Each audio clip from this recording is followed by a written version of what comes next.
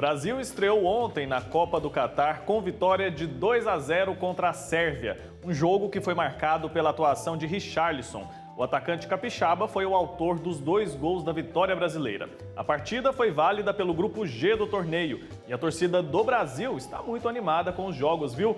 Ontem os brasileiros saíram às ruas para acompanhar a partida. Vamos acompanhar detalhes na reportagem que a Lohane Castro preparou para a gente. Olha só. Olhos atentos, coração a mil. Afinal, quem está em campo é a seleção que vai trazer o Hexa. Eu sou iludido, eu acredito.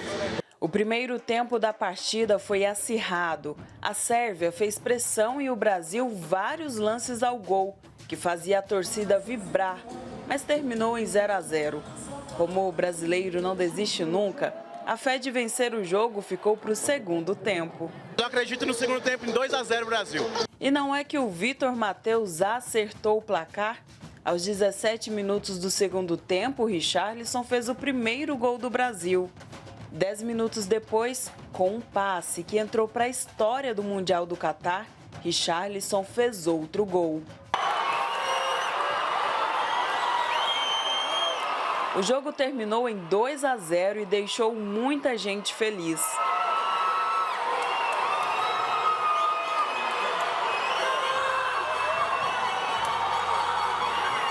Para mim foi excelente, porque assim, tecnicamente foi 2-0 e eu ganhei o bolão do trabalho. Alô, galera do Centro Olímpico, meu Pix. Qual foi o melhor jogador nesse primeiro jogo? O Richarlison, com certeza, o gol mais bonito da Copa até agora. E depois que acaba o jogo, vira uma verdadeira festa. Isso, além de divertir os participantes, ajuda a movimentar a economia e gerar mais empregos. Para isso, mais de 500 pessoas foram contratadas temporariamente para auxiliar outras 300 que já trabalham por lá diariamente. Eu acho que o mercado sofreu muito, né, durante a pandemia, e a gente está aqui, como eu falei, com 18 restaurantes, todos com marcas próprias, né, pessoas da cidade que fazem o empresário rodar, que fazem o público ter opções de gastronomia, de entretenimento.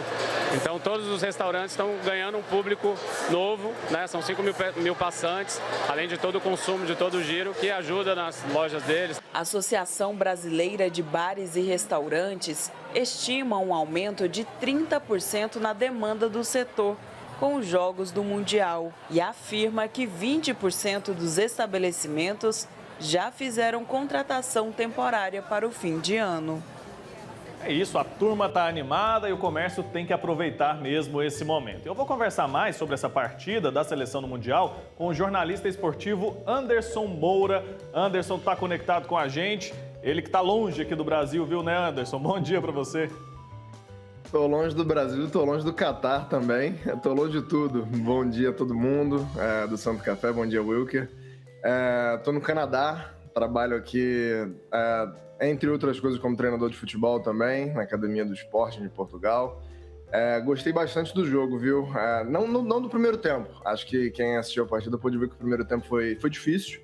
Não é que nem que o Brasil tenha jogado tão mal assim. A Sérvia conseguiu frear o Brasil e aí no segundo tempo o Brasil conseguiu impor mais o seu jogo, acelerou um pouquinho mais o jogo, né? No primeiro tempo estava muito lento, uma troca de passes um pouco lenta. No segundo tempo, acho que conseguiu avançar um pouquinho mais, conseguiu acelerar um pouquinho mais a troca de passes e as coisas começaram a acontecer naturalmente, né? Pois é, Anderson. Tô vendo aqui que a seleção brasileira não perde em estreias no Mundial desde 1934, quando foi realizada a segunda edição do torneio. Quero saber de você, no geral, o time de Tite entregou aquilo que era esperado, ficou aquém do esperado? Qual que é a sua avaliação nesse sentido? No segundo tempo entregou absolutamente tudo. Eu acho que a gente pode até fazer críticas ao primeiro tempo, mas quando um time corrige tudo do primeiro para o segundo tempo, a gente tem que dar muito mérito para o treinador, né? Porque fez uma boa leitura do que estava errado no primeiro tempo, do que poderia ser melhorado, e aí no segundo tempo o time melhora bastante. Tem uma mudança, não muito grande, mas uma mudança do Lucas Paquetá para o segundo tempo, que joga um pouco mais avançado, joga muito mais como um meia-direita, né? O Tite assume o risco e deixa a responsabilidade do Casimiro se incumbir mais das funções defensivas e libera um pouquinho mais o Paquetá. Acho que isso ajuda bastante. E os pontas passam a ser um pouco mais agressivos também. O Vinícius até, tanto o Vinícius quanto o Rafinha, os pontas, né, o ponto esquerdo e o ponto direita, não é que eles tenham feito uma grande partida, mas eles tentaram bastante. Não se escondem do jogo. O Rafinha acho até que sente um pouco o gol depois de uma oportunidade que ele perde cara a cara com o goleiro, e acaba sentindo um pouco, não sei se era o nervosismo também na estreia da Copa, mas a gente não pode falar que eles não tentaram e que eles não se apresentaram para o jogo. E acho que muito mérito do Tite também de ter continuado confiando no Richarlison, né, que foi a grande figura do jogo, porque o Richarlison teve um primeiro tempo muito apagado. E aí no intervalo do jogo já começa a se comentar, porque hoje o Brasil tem muitas opções no banco. Então, se um jogador não rende já no primeiro tempo, já começa um burburinho, já é motivo para o pessoal começar a pedir mudanças no time já no intervalo. E acho que o Tite foi muito bem de não trocar peças, né?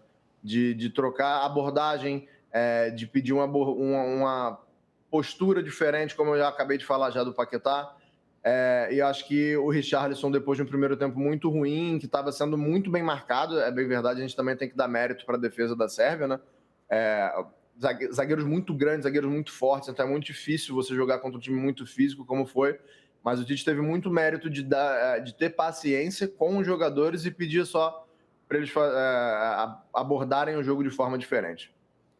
Pois é, e a expectativa era essa mesma, de encontrar uma seleção da Sérvia tão forte como a gente viu ontem? Porque não foi um jogo fácil, com certeza. Certamente. O time da Sérvia é muito importante sempre ressaltar que nas qualificações europeias, o time da Sérvia estava no grupo de Portugal. E quem passa direto para a Copa é a Sérvia. E joga Portugal para repescagem. Portugal teve que passar para uma outra fase, porque a Sérvia liderou o grupo. A Sérvia ganha o último jogo da fase de grupos de Portugal em Portugal. É um time com figuras de muito destaque no futebol europeu. Duas delas até chegam meio baleadas para a Copa, né? Tanto o Kostic quanto o Vlahovic. O Vlahovic chegou a entrar no segundo tempo. Não estão 100% fisicamente, mas é um time de muita imposição física. É um time técnico também. A escola sérvia, né, da antiga Iugoslávia sempre foi conhecida por ser uma escola mais técnica, de muita habilidade, e aliando isso agora à força física. É um time muito grande. Se eu não me engano, posso estar enganado, mas é o segundo time mais alto da Copa. Então, é muito difícil você, tanto na bola parada, tanto ofensiva quanto na defensiva, conseguir alguma coisa contra a Sérvia. E isso foi algo que me surpreendeu positivamente. A defesa do Brasil não sofreu grandes sustos nas bolas paradas. Toda vez que tinha um escanteio ou um cruzamento, assim, eu já pensava, agora pode dar um problema, porque é um time grande. O Milenkovic-Savic, que é o meio-campista da Lazio, é muito alto. O Mitrovic é muito forte. Acabou dando até um pouco de problema para o Marquinhos no primeiro tempo, porque o Marquinhos não é exatamente um zagueiro muito físico, não é um zagueiro técnico, é um zagueiro rápido, mas eu imaginava que pudesse ter problema com o Mitrovic. E não, o Brasil foi muito bem. O Brasil foi muito bem contra um time que certamente é o time mais difícil da fase de grupos do Brasil. Então, um torcedor mais otimista já pode ficar um pouquinho mais otimista ainda, porque se o Brasil se o Brasil venceu por 2-0 o time mais difícil da chave, a tendência, né? Futebol não é uma ciência exata, mas a tendência é que o Brasil consiga resultados, inclusive, mais tranquilos, jogos mais tranquilos nos outros dois jogos que vem por aí. Que assim seja, né? Que a gente não enfrente grandes dificuldades. E na sua avaliação, a gente deve ver mudanças para os próximos jogos? É possível prever quais mudanças seriam essas? Você já destacou aí a análise, a visão de jogo muito boa de Tite, né? Lembrando que a gente vai enfrentar a Suíça e Camarões também. É isso. A Suíça tem um estilo um pouquinho parecido com a Sérvia. Mudam algumas nuances táticas. Por exemplo, a Suíça usa mais os seus alas, né? Tem o Widmer, que é um ala direito muito bom, muito rápido. O cara corre para lá e para cá o tempo todo. Mas, em suma, vai ser um time que vai jogar com um bloco um pouco mais baixo, assim como a Sérvia. A defesa, né? Bloco mais baixo significa defesa mais perto do próprio gol. Não vai dar muito campo para o Brasil. Mas tem um pouquinho mais velocidade. É um time um pouco menos físico, mas tem um pouquinho mais de velocidade quando conduz essa bola da defesa para o ataque, né? Tem jogadores para carregar um pouco mais a bola. Não vai ser tanto lançamento como a Sérvia tentou ontem, por exemplo. de acionar o atacante de uma forma direta. Vai ter o Shaqiri para correr com a bola, mas, apesar de tudo isso, respondendo a sua pergunta, acho que o Tite só vai mudar esse time no caso de lesões. A gente tem 2 jogadores que a gente precisa ficar de olho. A comissão técnica não quis falar e o departamento médico não quis falar muito sobre isso ontem. Sobre o Danilo, lateral direito, que termina o jogo sentindo, a comissão técnica fala que não parece grave, mas que ia esperar um pouco ainda para se pronunciar. Muito provavelmente vai sair alguma coisa hoje ainda sobre o Danilo. E o caso que preocupa mais, que é o Neymar, quem pôde ver o tornozelo do Neymar no fim do jogo, acho que ficou preocupado, né? O Neymar que inclusive se machuca e não sai assim que se machuca, né? O Neymar esconde a lesão, digamos assim. E aí, quando o jogo já está um pouco mais tranquilo, acho que a comissão técnica percebeu que ele já não estava na sua melhor forma, ele sai, aí o pessoal pode ter uma noção de como ele está. O Rodrigo Lasmar, que é o médico da seleção, ele não quis falar nada ontem, porque casos assim como entorse, você precisa esperar que o edema ou que o inchaço diminua, para então você poder fazer uma análise. Então ele falou que não ia se pronunciar, não ia tomar nenhuma decisão médica de 24 a 48 horas. Então a gente não sabe nem se essa decisão sobre o Neymar ela vai sair hoje. A gente espera que sim, né? Porque a gente tá na expectativa de que o grande craque da seleção continue com a gente durante essa Copa. Mas eu acho que não sendo por questão física, o Tite não vai mexer. Mas mesmo se o Neymar não for cortado da Copa, se ele continuar no grupo, eu imagino muito que ele vai ser poupado para esse segundo jogo. Então acredito que vai rolar uma mudança em relação ao Neymar, mesmo se ele não for cortado. Acredito que... eu acho que a tendência maior é que entre o Fred no meio-campo e que o Paquetá seja um pouquinho mais avançado. Mas o Brasil tem tanta peça, e isso é algo tão bom. Se eu tiver errado, também não vai ter problema nenhum, porque significa só que o Brasil tem um repertório muito grande. Pode entrar o Antony, pode entrar o Rodrigo, pode entrar o Gabriel Martinelli. Os 3 entraram ontem. Não são jogadores muito conhecidos do público brasileiro, porque são jogadores muito jovens e todos eles foram para a Europa muito cedo, mas podem acreditar que todos são extremamente competentes, capazes de... Não são na altura do Neymar, mas acho que o time não vai sentir a ausência, não. A gente começou bem, né? Com direito, então, a esses 2 gols de Richarlison, um de voleio, muito bonito por sinal. Na sua opinião, ainda é possível que ocorra uma zebra? Vimos isso acontecer, inclusive, com a Argentina, com a Alemanha também. E o Brasil, deve temer que isso aconteça? Ou a nossa situação é mais confortável, nosso time é mais forte tecnicamente do que esses outros 2 países que têm já trajetória, tradição no Mundial? A maior chance de zebra era ontem, Wilker. Ontem, inclusive, nem seria tão zebra assim. Poderia até ser uma decepção, mas acho que classificar como zebra seria difícil ontem. A maior chance era ontem. E eu acho que depois do Brasil se apresentar tão bem, também inibe os próximos adversários do Brasil, né? Não vai ser algo como... Suponhamos que o Brasil tivesse jogado mal ontem, vencido, mas jogado mal. Tenho certeza que isso serviria de motivação, tanto para a Suíça quanto para Camarões, para falar, olha, o Brasil venceu, mas acho que dá, hein? Só que quando o Brasil se apresenta de uma forma tão imponente como foi o segundo tempo de ontem, isso diminui a chance da zebra, inclusive porque desmotiva os próximos adversários, né?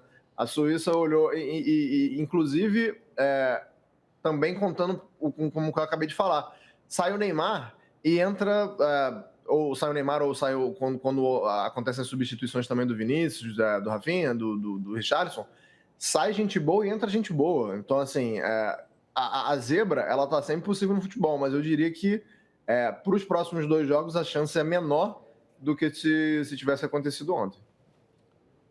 Na segunda-feira, como a gente disse, o Brasil enfrenta a Suíça. Fala um pouco pra gente sobre esse adversário. Lembrando que em 2018 a nossa seleção estreou no Mundial jogando contra os suecos. A partida terminou no 1-1. Para esse jogo, para esse segundo jogo nesse Mundial de 2022, o que a gente pode esperar? Pode esperar uma Suíça perto do próprio gol, pode esperar uma Suíça se defendendo bastante, mas como eu falei, não vai só se defender, né?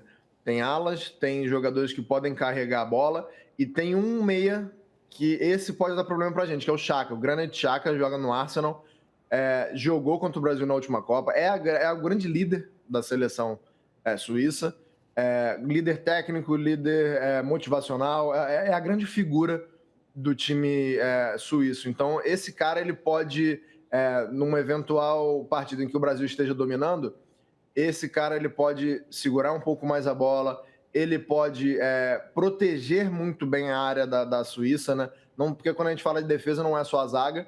Tem até bons zagueiros, tem o Akanji, que inclusive joga no futebol inglês, joga no Manchester City, é bom zagueiro, mas não tem o Sommer, que é um excepcional goleiro. O Sommer é um dos melhores goleiros da Copa, eu diria do mundo e da Copa, consequentemente, mas não apresenta tanta coisa assim no ataque. Até tem o Bril Embolo, que foi quem fez o gol da Sérvia contra Camarões. É um atacante muito grande, um atacante veloz, não é dos mais técnicos, não é dos mais refinados, assim, não chega a ser aquele cara com um faro de gol tão apurado assim. Mas a Suíça teve uma dificuldade contra Camarões, o que pode servir de motivação para o Brasil também, porque se em tese Camarões é o time mais fraco do grupo e a Suíça teve um primeiro tempo fraco contra Camarões, significa que o time da Suíça também não está tão bem assim, até melhorou razoavelmente no segundo tempo, mas é um time que tem uma lacuna, que não é um time que troca muitos passes. Ou o Xhaka, ou o Shaqiri, ou o Widmer, eles vão tentar carregar essa bola. É um time que trabalha muito com condução de bola, né? Vai tentar pegar essa bola no ataque e carregar de uma forma um tanto quanto individual para o ataque. Tem um ponta chamado Vargas, que ele é até muito participativo do jogo, mas não chega a ameaçar tanto assim. É aquele pontinha mais que serve, que está ali muito mais para desafogar o jogo, mas não consegue traduzir isso em grandes chances, né? É um cara que você dá a bola para ele desafogar e aí você espera que ele faça alguma coisa enquanto o resto do time vai chegar no ataque. Eu diria que o Brasil é mais favorito contra a Suíça do que contra a Sérvia. A Sérvia tem mais jogadores hoje de destaque no futebol mundial do que essa seleção suíça. O que pode pesar a favor da seleção suíça é a experiência em grandes jogos, né? É um time que não tem problema em enfrentar times grandes, seleções maiores, e se defender. Não tem problema nenhum. A gente viu isso contra a Itália, por exemplo, nas eliminatórias. A Itália, que acabava de vencer a Eurocopa, não conseguiu fazer grandes jogos contra a Suíça, porque a Suíça não tem nem vergonha nenhuma em se defender. Nunca teve, e segue assim. Acho que quem lembra da Suíça da última Copa, o panorama era esse, e não mudou muito. É um time que se sente confortável em defender e tentar espetadas e estocadas muito pontuais, né? Quando vê uma brecha, aí vai sair. Não é um time que é muito desesperado para atacar, não. É um exemplo de que a confiança do time faz toda a diferença. E além do Brasil, Anderson, quais as outras seleções você aponta como favoritas? Alguma surpresa aí fora das campeãs mundiais? Olha, antes do Mundial, eu esperava muito da Dinamarca. A Dinamarca fez uma eliminatórias e uma Nations League muito boas. Por exemplo, estava no grupo da França na Nations League e não perdeu nenhum dos 2 jogos, mas estreou muito mal contra a Tunísia. Então, a minha principal candidata para a zebra já não está no mesmo nível das grandes que seriam hoje Brasil, Espanha e França. Eu acho que Brasil, Espanha e França demonstraram na primeira rodada um nível muito maior. Aí o pessoal pode até se perguntar, mas e a Inglaterra? A Inglaterra ganhou do Irã de 6-2, mas foi um jogo esquisito, onde a Inglaterra deslancha assim, só no final do primeiro tempo, e o Irã não é dos adversários mais fortes, né? A França também venceu um adversário que não era muito forte, a Espanha também venceu um adversário que não era muito forte, e eu acho que a relação futebol jogado e nível de adversário, o melhor na primeira rodada foi o Brasil. Mas a França tem muita gente boa, inclusive sofrendo com muitos problemas de lesões. Teve que cortar 7 jogadores e ainda assim consegue manter um alto nível. Ainda assim tem o Mbappé, ainda assim tem o Giroud, ainda assim tem o Griezmann. Então eu acho que a França é uma das grandes favoritas lá do Brasil, e a Espanha mostrou. Eu preciso ver um pouco mais da Espanha, tá? Porque, como eu acabei de falar, a Espanha enfrentou uma Costa Rica que é muito fraca. Mas é um 7-0, né? Poderia ter enfrentado uma seleção fraca e ter vencido por um placar menos elástico. E não foi só o placar. Domínio absoluto do jogo, troca de passes muito precisa, muito inteligente o meio-campo. É um time que fez 7-0 sem ter um grande centroavante. Então, isso é um sinal de que tem muita gente boa, muita gente divide as responsabilidades de atacar e de fazer gols. É um time difícil de ser marcado, porque não tem aquele cara que você fala assim, anula esse jogador que vai dar certo. Não tem esse jogador, tem esses jogadores na Espanha. Eu acho que a força da Espanha está muito no coletivo. Tá certo. Anderson Moura, jornalista esportivo, muito obrigado pelo seu tempo aqui, por ter conversado com a gente ao vivo, direto do Canadá. Vamos continuar acompanhando. Você continua acordando cedo aí para acompanhar os jogos. Depois você volta para falar com a gente, viu? Obrigado, até uma próxima oportunidade. Nada, chamando eu tô aí.